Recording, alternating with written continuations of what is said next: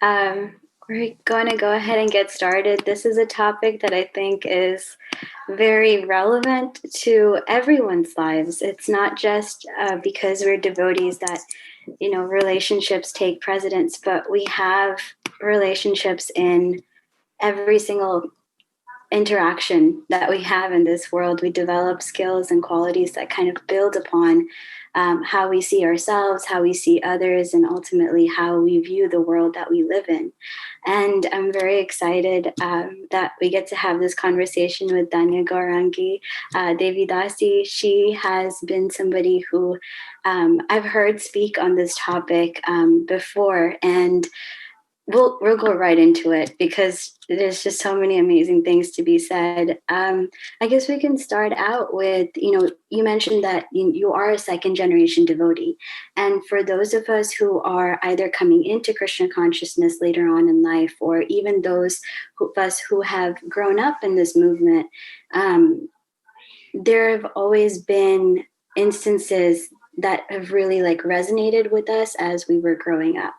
And I was just wondering, specifically in thinking about this topic, what are some of those instances in your own growth in Krishna consciousness that have developed your understanding of relationships and how you view um, us developing a strong relationship?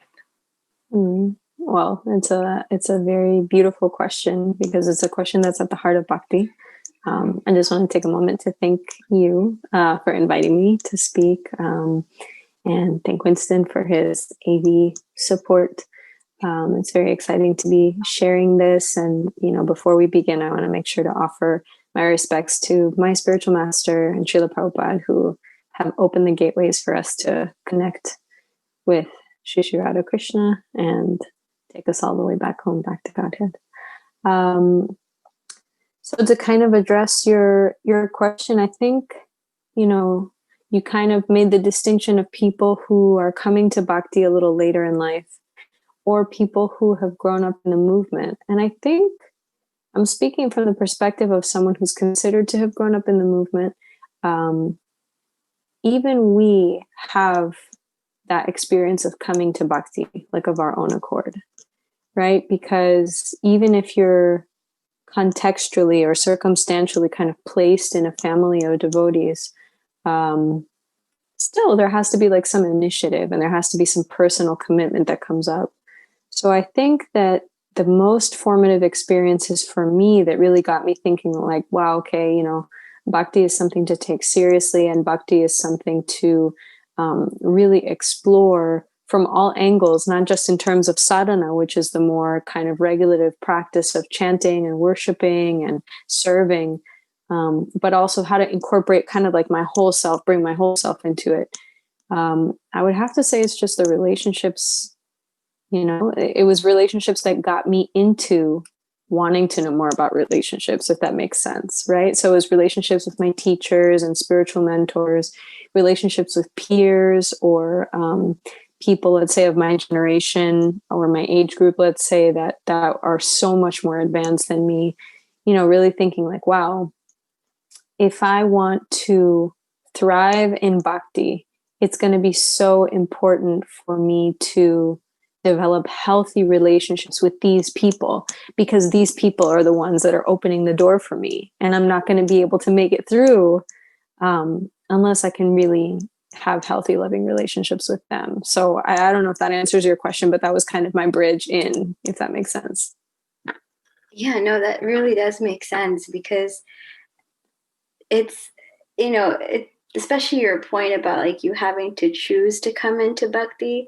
And then I feel like bhakti in general, it is based in relationships, right? Like you were mentioning, like you have the relationships with your teachers, with your mentors, with your parents, with your friends, with your peers, everybody coming together in practicing Krishna consciousness that really builds that bridge into going back home, Right. you were saying.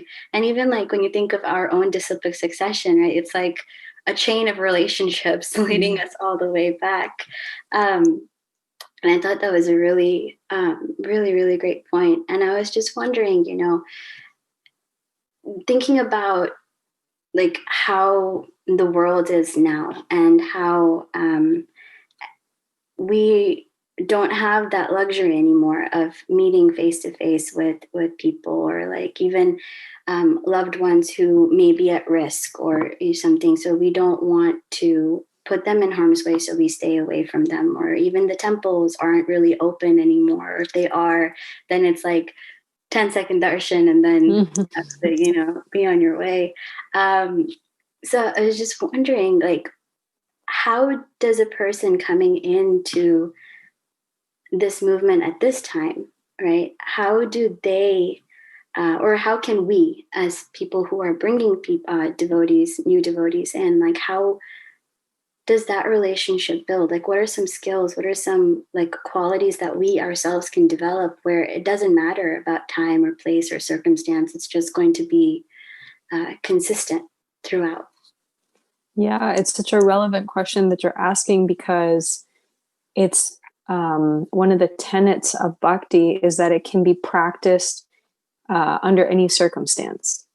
And so now we're being tested to kind of really bring that to life and say, okay, even under these very bizarre circumstances with COVID and travel restrictions and restrictions on meeting in large groups, how do we bring bhakti to life when we are such a congregational community, right? Everything that we do is together. And I think that's a big part of what attracts people to bhakti, is that people feel disconnected from community.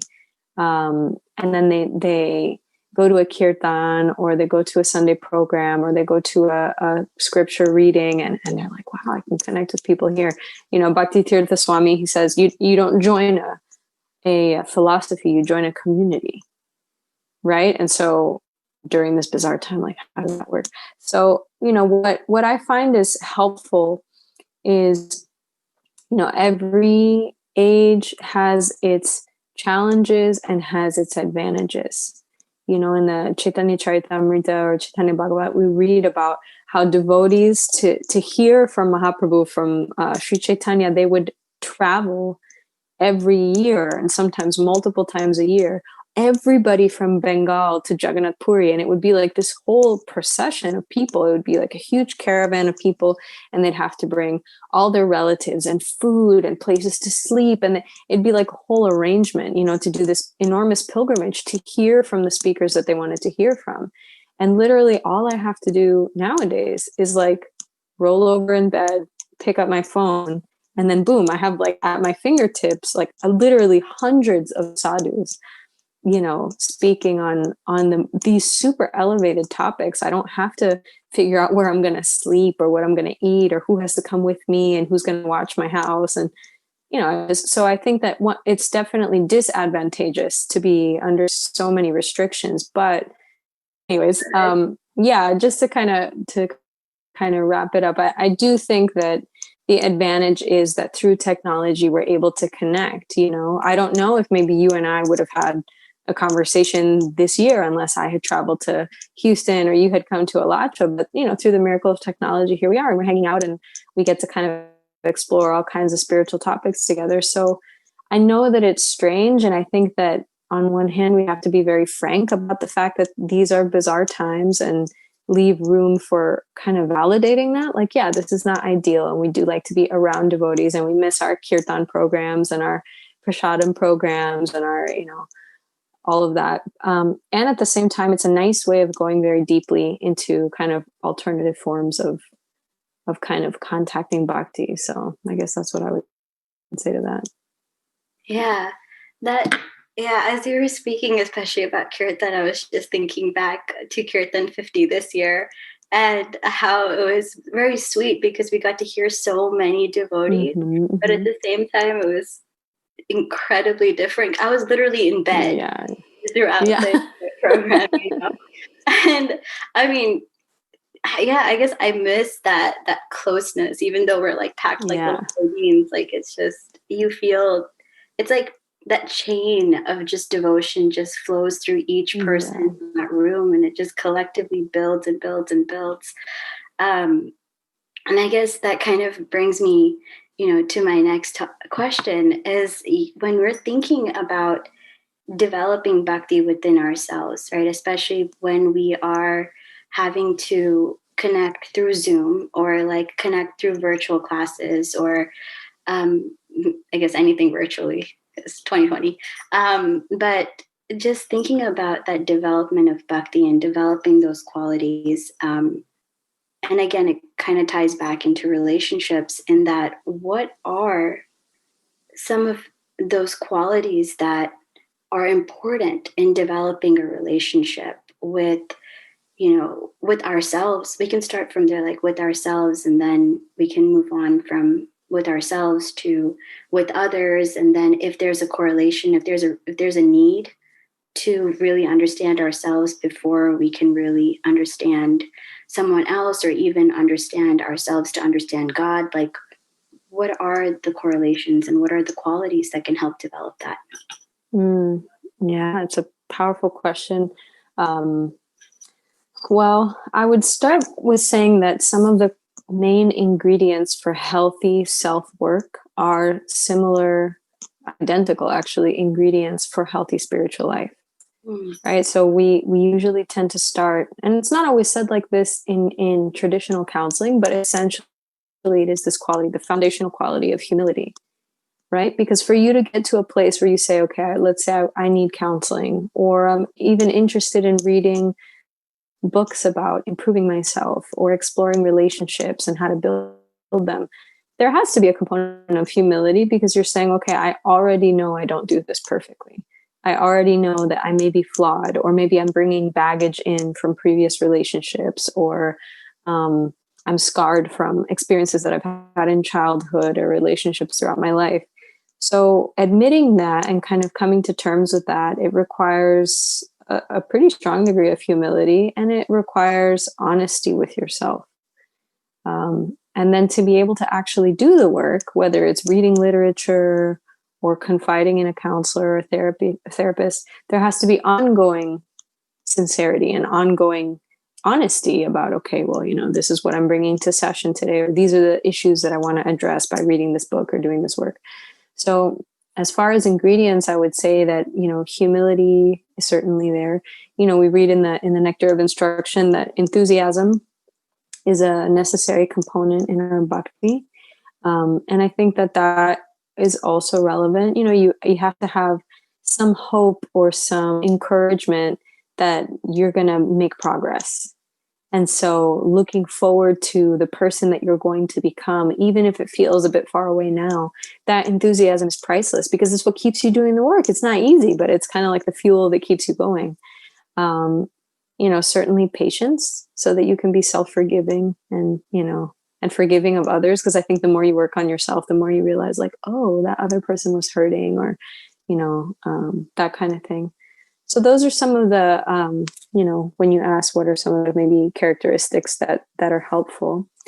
And then the second part of what you were asking, it's such an interesting question. It's actually quite layered, but, there is one element of self-knowledge and self-work where I really want to bring my best self and improve and evolve as much as I can, so that I develop ultimately these Vaishnav qualities: sincerity, humility, a good service attitude, kindness, speaking sweetly, being charitable. All of these are ultimately qualities that help us in our devotional service. And there is only so much work that you're going to be able to do by yourself, right? It's going to develop in relationships. And so there's the work that you do you on your own, or maybe with the help of a professional or good literature. But it really kind of the rubber hits the pavement, so to speak, when you're in relationships with other people, and other people will inevitably serve as a mirror of the things that I need to work on, of my strengths, of, that kind of stuff.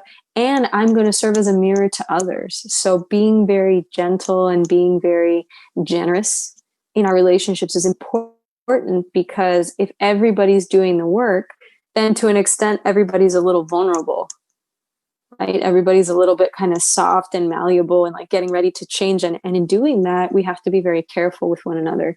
And to be careful with another person is about as Vaishnava as it gets, right? Because our ultimate disappointment would be to offend another Vaishnava. That's considered like the mad elephant offense. You're like growing this beautiful bhakti creeper and it's like you're watering it every day. And then you just invite this like insane elephant to just stomp all over your garden. That is what offending a devotee is. And so if we really, even if our only interest, even if it's not necessarily the relationships, even if our only interest is to grow that creeper of bhakti, still we have to be very careful with each other. And to be very careful with each other, it requires a certain level of like relationship skills. So that's kind of how that all ties in together. Yeah. I liked your point about vulnerability and also self-honesty in developing those qualities. And then how you tied it in with how, essentially humility, first of all, and then, patience and enthusiasm. All of these are qualities that are built upon the other. And so I feel like it also takes like a certain level of purity. And when you were talking about, being a mirror in a relationship, I was thinking back to like the Cheto Darpana verse, where all of this stuff that we're going through, like whether all the anarthas are slowly coming out through our practice of bhakti. And so it's like that constant like scraping away of all of the mess that's really inside. And I was really curious to hear your thoughts about what does it mean to be vulnerable in a devotee relationship, right? Because it's so often that devotees, like, sometimes we feel like, oh, because you're a devotee or you have a certain level of purity that we kind of externally see, we put you on a pedestal, right? Or like, on the other hand, like if you feel some type of way about your own devotional life, you don't really want to open up to those who might be looking up to you for guidance. So what does it really mean then to be vulnerable and to develop that quality? Sure. So it's an important thing to consider because even in our own philosophy, there's this component of discernment, right? That when you are exploring devotee relationships, this is in the nectar of devotion. You are supposed to develop relationships with those who look up to you with compassion and mercy. You're supposed to develop the relationships of those who are considered to be your peers with friendship, and with those who are considered to be more developed and advanced than you with a mood of service. And so that means that our teachers are encouraging us to not just put all our feelings on blast to anybody wearing tilak and neck beads. That's not how that is supposed to work at all, and I think that is an irresponsible use of vulnerability. I think that people swing very far on the pendulum of vulnerability. They'll go like all in and they're just like kind of like one of those fire hydrants that's like just open of their feelings, or they're totally shut down and they feel like having emotions or connecting with your emotional life is sort of antagonistic towards bhakti or something. So I think that a healthy balance would be, starting with finding like-minded association, finding people who have a similar mood and similar interests, even in the, bhakti is completely infinite and expansive. There's so many different services, there's so many different inclinations, there's so many different personality types. So because there is so much variety, there's room for me to find people that I genuinely identify with and connect with, and little by little build relationships where there is safety and there is trust, and we're able to spend quality time together, even if it's on Zoom. And little by little, I share more and more of myself and allow others to share with me. Vulnerability is a two-way street. So a lot of people, when they consider vulnerability, it's how can I share myself? And that's fair, as long as you're also creating a safe space for others to share themselves. So I think as we develop this muscle of being able to be honest and sincere, we also have to develop the muscle of receiving others' honesty and sincerity. So it's kind of it's a reciprocal thing, and that's cool because everything in bhakti is about reciprocation. I think that one asterisk that I would put on that is that vulnerability naturally implies discomfort and there's a risk that it's not going to work out great, right? Vulnerability is risky. It means that I'm going to take a chance and be honest and be sincere. And I can't really guarantee the result of that. Right. And so what's beautiful is that in the secular world, when you do that as just like a way of being brave. And, even if it kind of fails and you flop and you just pick yourself back up, and that's fortifying for your character, certainly it is. But in bhakti, there's this added element of Paramatma is watching you, right? Krishna in the heart is watching you try and build these powerful devotee relationships by bringing your sincere self. So it's not just that, you got knocked down and you got up and that's character fortifying. It is. But on top of that, Krishna sees that you're making a genuine effort to connect with his devotees. And Krishna doesn't love anything more than he loves his devotees. So I think that can be a very powerful practice for our own bhakti. So vulnerability can take on that kind of transcendental tone if we connect it to our devotional service. Yeah, I loved everything that you just said right now, because I was thinking also about how as devotees we feel so much guilt, right? Like it might even just be like a small interaction with somebody else that we might have not perceived as being offensive, but because they're going through something, or we don't really know what another person's going through, so they might take it to another extreme within themselves, and we can't really like perceive that, because then all of a sudden the relationship just becomes lost. I don't know if I'm making sense. I might be going on a tangent here, but I was just thinking about that, and how you were saying that vulnerability can be fortifying, but there's like a deeper level of connection that's there when you connect it to your own devotional practice. And I feel like on the flip side, there is also this like almost pressure, right, that can be put on to your devotional life. How do we navigate being built up instead of feeling that pressure and just kind of going into our little holes and just isolating, I guess? Yeah, definitely.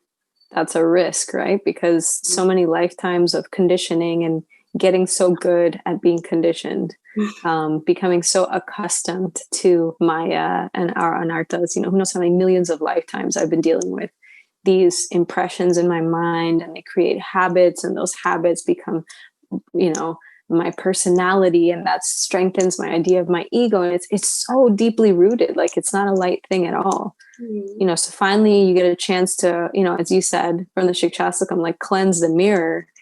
And one of the things that you encounter is just like how contaminated that mirror is. It can be totally disheartening.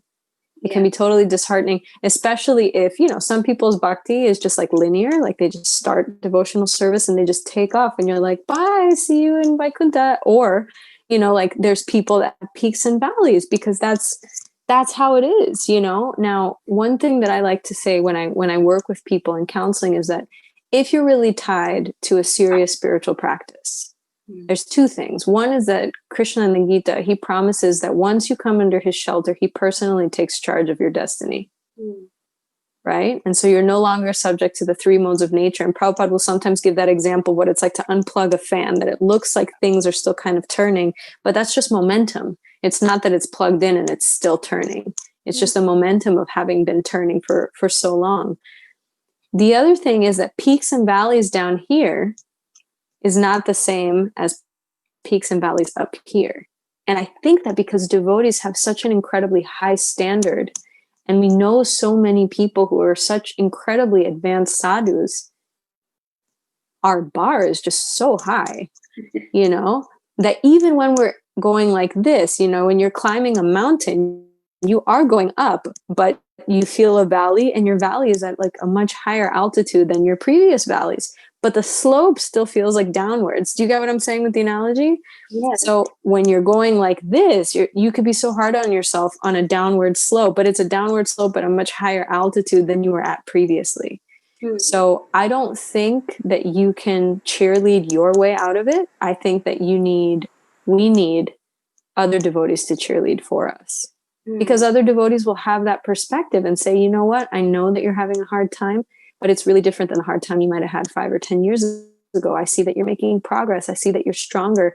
Or maybe right now you're going through a mess, but I've seen you get through things before, or I can see your good qualities. So I can't kind of overstate the importance of association, because that's really, it's the opposite of humility to think I can just do it by myself and just like flip a switch and undo all of my anarthas alone, and then just boom, I'm back in Goloka Vrindavan. It never works that way. None of our acharyas have ever said it works that way. So I don't think that's the way to do it. Association is going to be everything. Yeah. As a couple of things just came to mind as you were speaking, especially with the mountain analogy. I was thinking of Simon Sinek, and this a little bit millennial bashing, so I think I can get away with it. But he was saying how, as millennials especially, we don't tend to see the climb. We just see like the peak of the mountain, and then we expect ourselves to be there instantaneously. Yeah. And so that climb becomes even more painful for us, because when we're climbing, it's great, right? But then when we hit that ditch, or when we trip or we fall, whatever it is, like that scrape really takes a long time to heal. Because Absolutely. For us, we're just assuming that, oh, this is just like a little bump, we'll get there, And then also when you were talking about community and about how association is so important, I was actually thinking back to this past election, and I don't mean to get political at all, but this is something that I was really thinking about, because as devotees, we're still of this world, and everything that happens here affects us in some way. And in your previous talk, you were in Tawaka, I'm just going to reference it, but you were saying how you are in the vehicle of life, right? But you still have to take care of the vehicle of life. You might not be, you might be the driver, you might not be the vehicle, but you still have to maintain it. You still have to get gas, all of those good things. Right. Some of which thinking about it now, I should do. The point being, and thinking about that, is devotee relationships are so complex and so intense, because it's not just on a material level, it's on a spiritual level. And then when you bring things from the material world into that, like politics, right? Like with everything that's been going on, it's been so polarizing. And even among the devotee communities, there have been such polarizing notions of who's right, who's wrong, what your stance should be, what the spiritual stance should be. And how do we navigate, not the political side of it, but just like, how do we navigate developing relationships with those we disagree with, and those that we might not have, like, maybe the same value system? Is there any point to developing a relationship with someone we don't have that we don't share that value system with? Yeah, I think, as Vaishnavas ultimately, we're always going to have something in common, even when the other person's views seem politically or socially or economically or educationally totally polar opposite than our own. We should all, my hope is that we would all look at the state of the world and go, this Kali is crazy, let's get out of here. Right? So if you're on one side of the spectrum and I'm on the other side of the spectrum, but we can agree on that, then we have a common ground. Right? And I don't know any devotee, right wing or left wing or pro-vax or anti, I don't know anybody that couldn't agree with that statement. And so I think that needs to be the jumping off point of, look at how crazy it is that even amongst people who understand a higher spiritual goal, we can so easily slip into animosity, because I'm identifying with an ism, right? I'm identifying with a temporary label that aligns with certain values as I see they align. And even those values can be aligned with my understanding of spiritual life, So I think that, there's You can find a Prabhupada quote for anything. You can find a Prabhupada quote for pro-vax and anti-vax, for there is climate change, there's not climate, So I think that we need to be careful to Raghunath and Kaustubha Prabhu's, they have that Wisdom of the Sages podcast, and they often quote, they say, keep the main thing the main thing. Right. And so I think that that is what's most important. And this is when a little bit of self-knowledge really goes a long way, which is, what is my level of disturbance at this issue? And is it going to be worth it for me to continue investing in this debate, in this social media argument, in watching the news, if my level of disturbance is such that I'm unable to focus on my higher goals? Now, this doesn't mean that we're disconnected or that we do like the ostrich thing and we just like bury our head in the sand. That's not practical, because ultimately we're a movement that wants to share its philosophy. We're a preaching movement, and you can't preach and not know what's going on, because then that makes you irrelevant. Right? If I don't know if I just walk out and I'm like, I don't know who's the president, I don't know what the political climate is, I don't know what is going on socially, I don't know what then who am I going to get into a conversation with? You have to have some common ground. And our idea is not to go out there with a megaphone and just like preach the Gita out to somebody and then plug our ears and run off and throw a book at somebody and hope they read it. Like that's not really sharing the philosophy. That's just being like really intensely fanatic and just kind of hoping that by your own effort, people don't become devotees, that it's totally just Krishna's effort. So I think that it's important. I think that it's necessary for us to know what's going on. But I also have to be honest with myself about my level of disturbance. And then a little bit of self-care comes in. I can read news in print and not get disturbed, but it's very difficult for me to hear the radio. Let's say that's an example. Or I can't watch YouTube videos. I have to, just get the news once sent to my email. Or, I can engage in discussions with these devotees, but then with these other devotees, it gets very heated. And I notice that I become disturbed, and then I'm liable to become offensive. Or I open myself to be offended, which is also negligent. So it's about being intelligent. I think some critical thinking is useful, but also some self-care, right? Which is what are my boundaries? How do I make sure that I don't overextend into these very kind of like intense kind of riptides of social and political issues? Does that help? Does that answer your question? Yeah. It does. And, when you were talking about, there's a Prabhupada quote for everything, I was just thinking about, it might be silly, but I was just thinking, like Prabhupada said, Pepsi is better than Coke. So drink Pepsi. But anyway, coming back to the point of setting boundaries and being okay with knowing your limits and knowing, what is your disturbance within, whichever situation you're in. I think oftentimes when we get into devotional life, when we get into devotee relationships, we feel this sense of wanting to overpromise ourselves and to really just dive in. Like there's a fear of saying no, essentially, is I guess what I'm trying to get into. Is as devotees, there is that sense of like, oh, if it's a service, then I have to do it.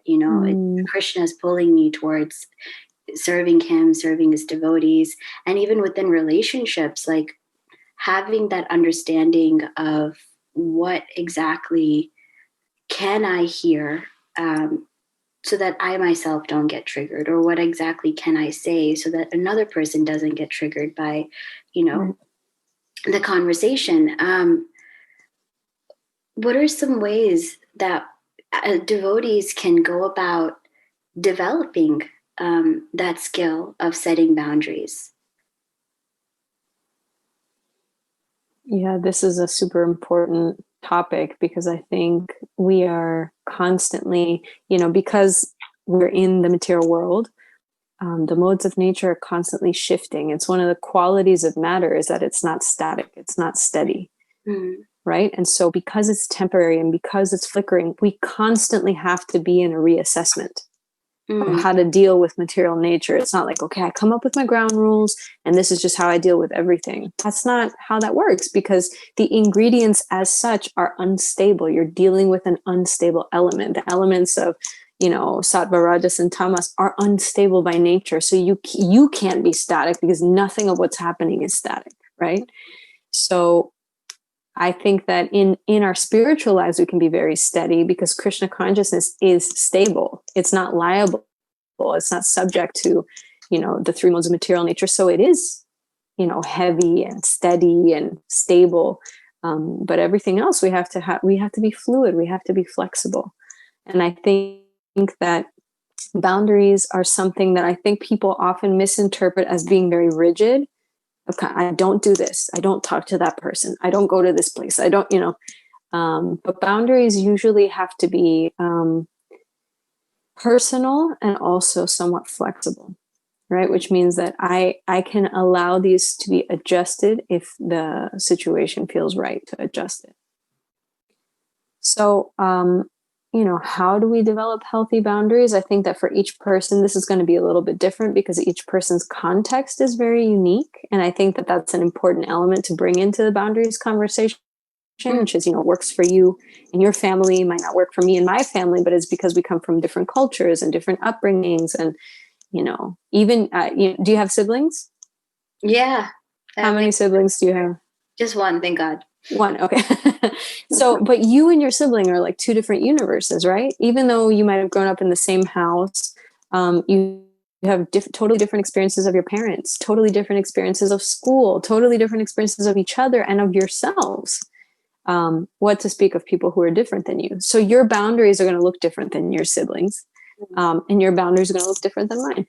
So there's no real blanket answer, but one way is to look at our spiritual role models and take note of what their boundaries are like. And if you see some people that we look up to, I'll say like some of my spiritual mentors might be like Vaisheshika Prabhu or Radha Swami, or my Guru Maharaj, His Holiness Jayapataka Swami Maharaj, or Yamuna Devi, all these like incredible devotees. You see, and they'll share with you what boundaries work for them, what personal kind of commitments they make, what areas in their lives they're like very generous, and they go beyond what's possible. Right? With my particular spiritual master, his boundaries seem like endlessly flexible, because he's physically handicapped, but he goes beyond what anyone else thinks he should do and what anyone else could possibly do themselves, even in an able body.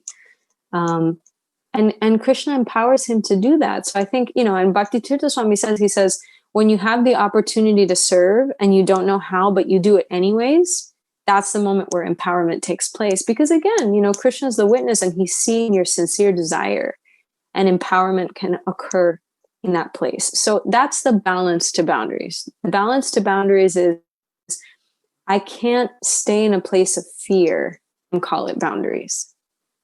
I can't hesitate or hold back or be reticent, right? To be reticent out of fear. Yeah. Right? If I'm going to create boundaries, it's because I want to fill the well of taking care of myself, taking care of my family, to empower me to further serve. Not because I'm afraid, right? So it's basically, if your goal is service, then whether you hold back and create a boundary, or whether you go forward and take on a challenge, if your mood is, this is so that I can serve more, then I think Krishna facilitates. So it's certainly a complex kind of aspect of self-work, boundaries, but that's kind of my take on it. Yeah, I liked your point about how Bhakti Tirtha Maharaj saying that empowerment comes when. Can you repeat that again? Sorry. I can't remember the exact wording. I wish that I did. I should memorize it. But he's saying, when you have the opportunity to serve, but you don't think you actually have the capacity to do it, but you do it anyways, and you take on the challenge, then that's the moment when empowerment occurs.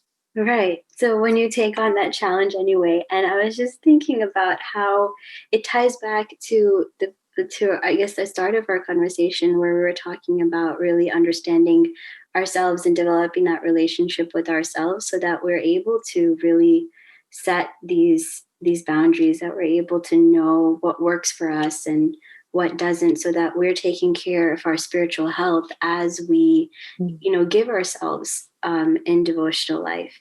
Um, and, I was also thinking about how sometimes when you're in devotional relationships, giving yourself can be something that's very, very daunting.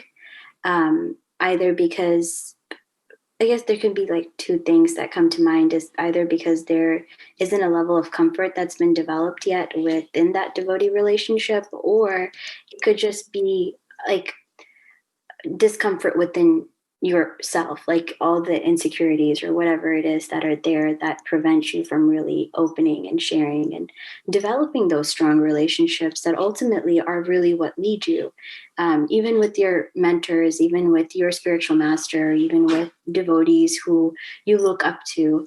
And so, how does that get overcome, especially for someone who is beginning in devotional service and who maybe doesn't feel that sense of belonging just yet? Mm-hmm. Yeah, I think that one aspect of that I do want to address is that for those of us who are already part of the community, who are already part of different services, and especially those of us that are visible, people that have a voice or have some sort of responsibility, or have accepted or take advantage of some sort of privilege in the movement, it's our job to make it safe and welcoming for other people. Right? I think that it, of course, is going to be daunting for somebody new or for somebody in early development of their bhakti to feel intimidated and to feel out of place and to feel shy to share themselves and to be unsure and be a little embarrassed of what they know and what they don't know and what they can and what they can't do. That's natural. So if you've been in it even just a little longer than that person, then the natural, very Vaishnava thing to do would be to create some space for that person. Mm-hmm. And I think that the responsibility lies in the community and not necessarily in the individual to make that happen. It's one of the privileges of being a part of a community, and one of the responsibilities of being a part in the community is, if you've been welcomed, then welcome somebody else. And if you weren't welcomed, then even more so, you would want to really roll out the red carpet for the incoming people, because you know how it impacts your spiritual life to not do so. So that's one side of it that I definitely want to emphasize. The other side is, again, just being real with what you're feeling. If you are feeling shy, if I'm feeling hesitant, if I'm, like you were saying, you're not sure how to give your whole self, do what's doable. Right? So let's say, I'm just getting into bhakti. I connect to some people. I like kirtan, and, maybe I have some drama or some difficulties going on at home, and I don't really know if I can talk about it, but I know I like kirtan. Okay, then just come around to kirtan and let things flow naturally. You might connect with somebody and chat a little bit, and someone might open up a conversation about, how we've been feeling lately. And I might feel like it's enough, and maybe even a stretch, to say, I've been feeling really drained lately. I'm hoping that I can kind of level out because it's been really tiring at home. And that's it. Maybe that's all I can do. And maybe that's all I can do for a few weeks or a few months. Then just do that. It's endeavoring with sincerity and doing what feels right and what feels authentic. And little by little, kind of growing relationships gently. I think that, again, because the bar is so high, we have this desire of like accelerated bhakti, ecstatic relationships where I'm just like, hugging everybody and letting them have a window into my heart. And, I think that that's beautiful. And there's also this element of gravity and self-reflection that is also very much a part of bhakti and is exemplified in so many of our teachers and acharyas. And, there's like a nice rhythm to that, where you don't go too fast and you don't go too slow, and you can pray on that. You can pray to Krishna and say, help me figure out a way to share myself with people in a safe way. Please, Krishna, guide me to the right association. I can't tell you how many people I've spoken with who have told me, I was praying for the right friend group, and eventually I found them. I was praying for the right service, and I found it. I was praying for the right community, and I had to try a few communities before I found the one that clicked. But the element of prayer was always there, right? Let me ask Krishna to situate me, and trust that, I'll find the right people. And it's our hope for those of us who are a part of a community that we can be the right people for anybody that comes along. I feel like what you said can just be, expanded upon for another whole hour. Yeah. Especially just with centering Krishna right in the middle. And I feel like as devotees, that's our highest goal. It's like we want to have Krishna in the center of every relationship, so that there is nothing else that clouds it, because everyone's goal is focused and it's at one place and it's pleasing one person. And so all of our activities kind of center around that. I do realize that it's already like almost 9 o'clock for you, 8 o'clock for us. I wish we had even more time. I hope, that you can join us again. I would love to. Thank you. And I just like to, open it up to our guests who are here as well. If they have any questions, you can type it in the chat, or you can also, either use the raise hand icon, and we can just see who's there, and you can go ahead and ask your question. You can unmute, ask your question, whatever floats your boat. You. So yeah, please feel free. If you would like to ask a question, this is our time.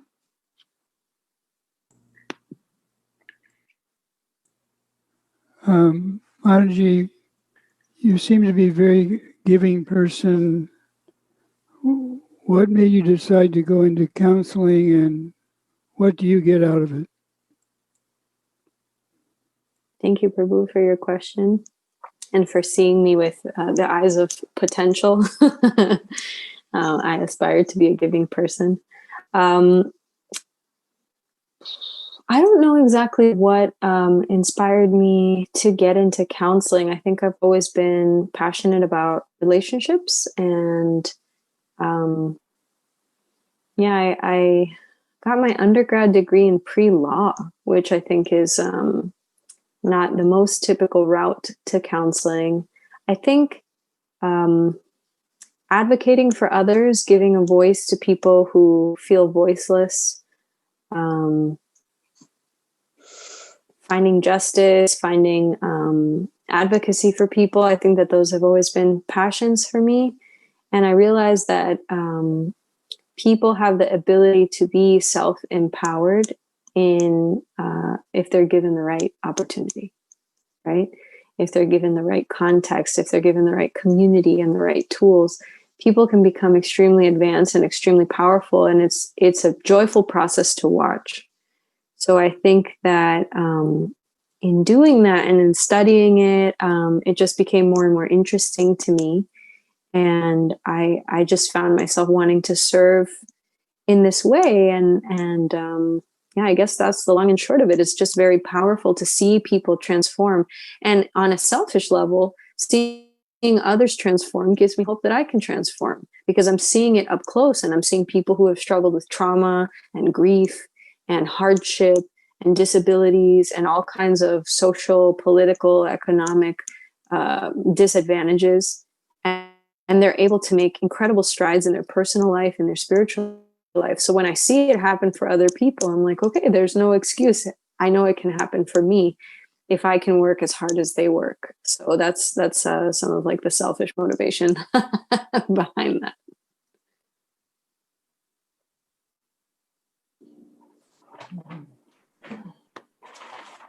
Thank you. Yes. No, go ahead. Sorry. Hare Krishna. I loved everything that you said. I graduated last year of my undergrad in psychology, and I would love to go into counseling. And I guess one thing that that gives me pause, I've also been, I guess, a devotee or an aspiring devotee for a couple of years. And one thing that gives me pause about like going into counseling is sometimes feeling like how can I advise someone, or how can I hold the space for someone when sometimes I have trouble like holding the space for myself? So, how have you been able to do that, and how has Bhakti helped you do that? Uh-oh, what happened? Oh no, we can hear. Oh, wait, I don't know. I don't know how I got muted. Sorry. I'm super excited that you have your undergrad in psych and that you want to go into counseling. It's beautiful work if you're into it. So I'm very excited to see you thrive in that. I think that being a Bhakti practitioner is actually a huge advantage because it gives you sort of like a panoramic view of stuff that people are going through. It gives you the ability to kind of zoom out, right, and see a bigger picture. And I think a lot of people are looking for that bigger picture. People, whatever their initial reason for coming to counseling, my boyfriend, blah, blah, blah, my kid, blah, blah, blah, my job, blah, blah, blah. Ultimately, the message that they're giving you is, I'm looking for meaning in my life. I'm searching for significance. I want to matter. I want that what I do matters. I want to share love. I want to be loved. And so that is universal. And Bhakti deals with those universal principles, right? And so I think that you have a huge advantage being able to zoom out like that. And you're going to be able to bring in so many different elements of Bhakti into your practice. And you'll put your own flavor into that as a clinician. So it's not like all devotee counselors bring these elements into counseling. That's not how that works.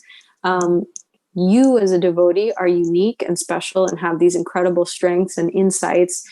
And the way that Bhakti works in you, it will necessarily come out in your sessions. And it doesn't mean that you're going to be sharing, Gita verses with your clients, because that may not be appropriate for each setting.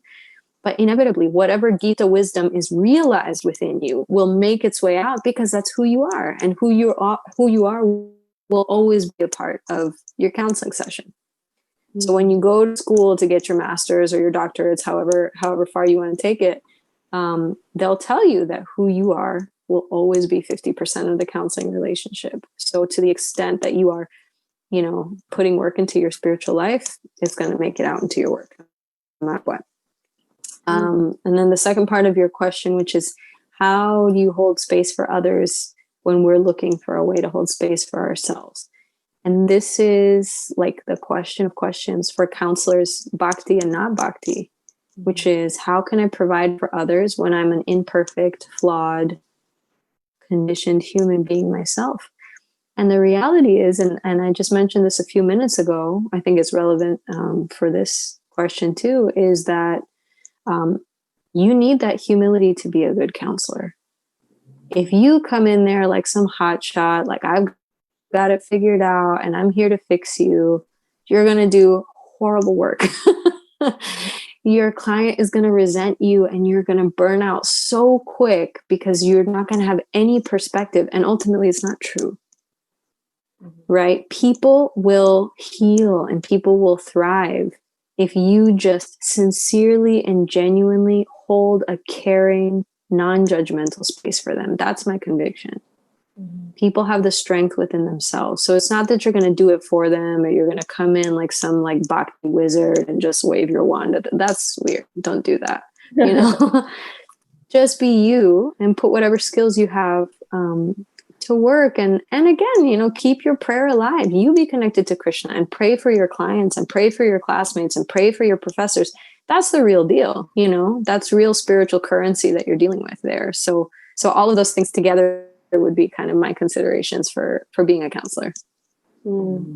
Thank you. That's very helpful. And I feel the professors that I've had too, or anyone who I've thought, or my own counselor is a devotee. And, I can see that humility is the first trait of all of them. Like, the counselor or the professors that I had too, who were not, I don't even know if they knew what Bhakti was, but you could tell that they were very, very humble, and they're starting from a ground level with all their clients, being very real, like walking with them into it together. So that was very helpful. Thank you. Awesome. Yeah, thank you.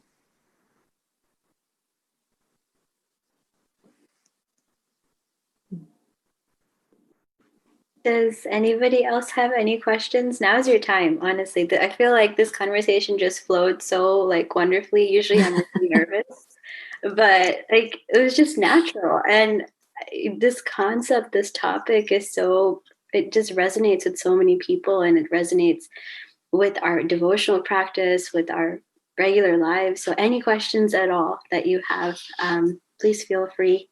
I don't want to like monopolize any more time, so I'm gonna put myself on mute.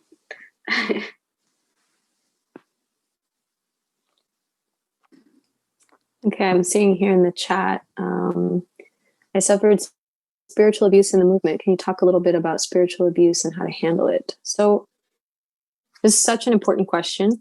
Definitely an understated, underlooked at topic. And I think that every spiritual community needs to have an ongoing conversation about this, because it is crucial to like a healthy, thriving relationship with a community and relationships within communities. I'm sorry that you experienced spiritual abuse. For those of us who are not familiar with the term, it's very difficult, because when you come into a spiritual community, we've talked about vulnerability and surrender, and there's so much language in the philosophy, which is like surrendering and serving and opening your heart and softening. And so there's the highest caliber of vulnerability is in your spiritual life.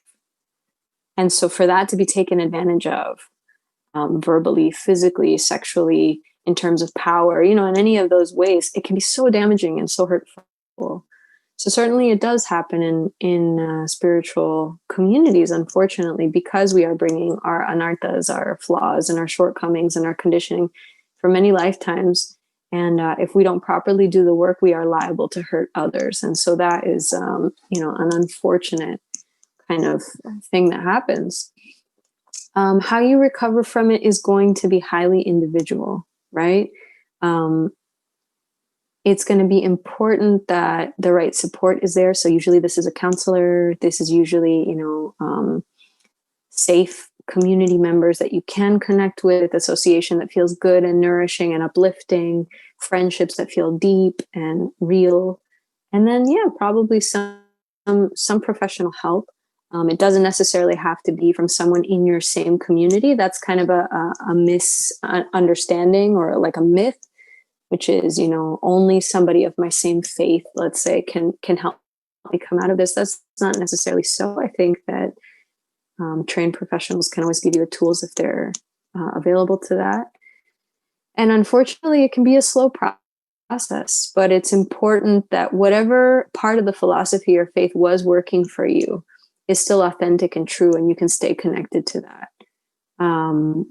So even if it's a tiny little thing, worshiping a deity or connecting to kirtan or eating prasadam and offering food, or, seeing, remembering, the verses where Krishna says, I'm the taste of water, of purifiers, I'm the wind, even small things like being in nature and thinking of those things, making sure that you hang on very tightly to the areas where it still feels safe and it still feels good and nourishing and true, and building our way back up from there. It can be a slow build, but it's important to hang on to it if we still feel the conviction that this is the path for us, So, it's a big topic. It's hard to answer it in just a couple of minutes, but I think that would be kind of the starting place to make sure that you get the right support and that you process it in a safe environment.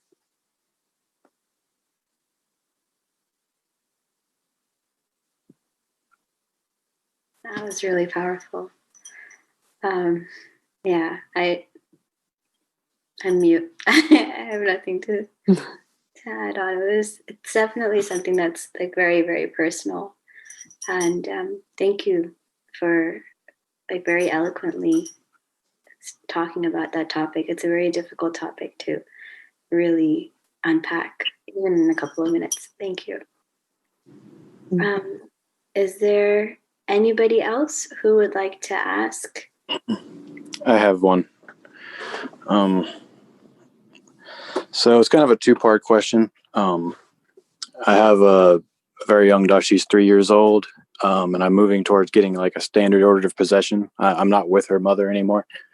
So that's every other weekend. And sort of what the question is given that amount of time, with the majority of her life being sort of like culturally Christian, but like lived in a secular way, how can I best utilize that time with my child, like to impress these sort of like bhakti concepts on them?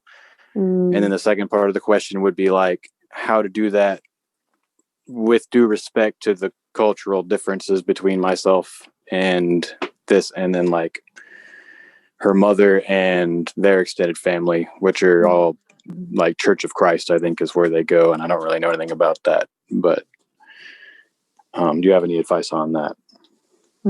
Yeah. So, I mean, it sounds like it's really important for you to share your experience of bhakti with your daughter. And I think that that's valuable and that's beautiful. And I think that, you know, both families seem to, in some way, value spiritual life, even if it comes in different packaging and with different practices.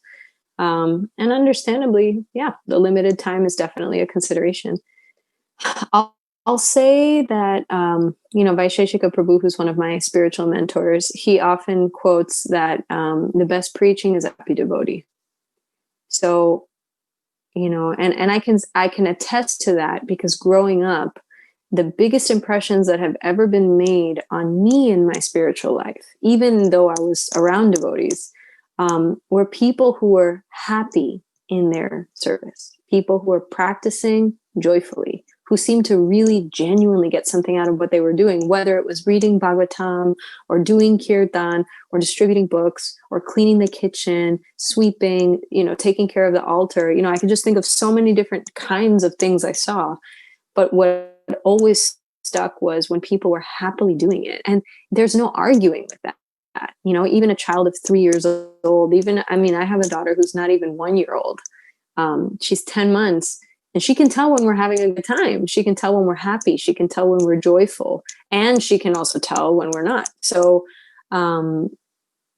if your daughter's able to see you happily performing any aspect of bhakti, that's the best kind of sharing you can do with her, especially at such a young age where you can't really philosophize, let's say. And then as far as, you know, sharing the time and managing the differences in culture, you know, to find common ground. And there's a lot of classes and content out there, especially on the internet, where devotees address the commonalities, let's say, between, you know, the Christian faith and Vaishnava faith, and the ways in which we kind of can share, you know, common values and common ideals, you know, loving your neighbor, loving God above all else with your heart. What is it? Your mind, your heart, your mind, and your words, or something like that. So, you know, it could be useful to do a little bit of research and say, okay, well, what are the basic teachings of Christ? What are the basic principles of Christianity? And what in my philosophy can I find in common with that? You know, treating others fairly and with respect, honoring your mother and your father, serving your community, being kind to one another, being compassionate, you know, that kind of stuff, giving in charity. You know, these are all things that can be shared. So I think especially because your daughter's so young, it could be really cool to find, you know, what are those common values and how do I practice that in a way that resonates with my spirituality? And it definitely doesn't contradict Christian thought, even if, you know, the other side of the family doesn't like practice like an orthodox faith where they have like a lot of, you know, rituals or practices or whatever. Still, it can harmonize very nicely with their principles and values. So obviously, you know, there's more that can be said on that, but those are the two things that kind of came to mind. Thank you very much. Mm-hmm.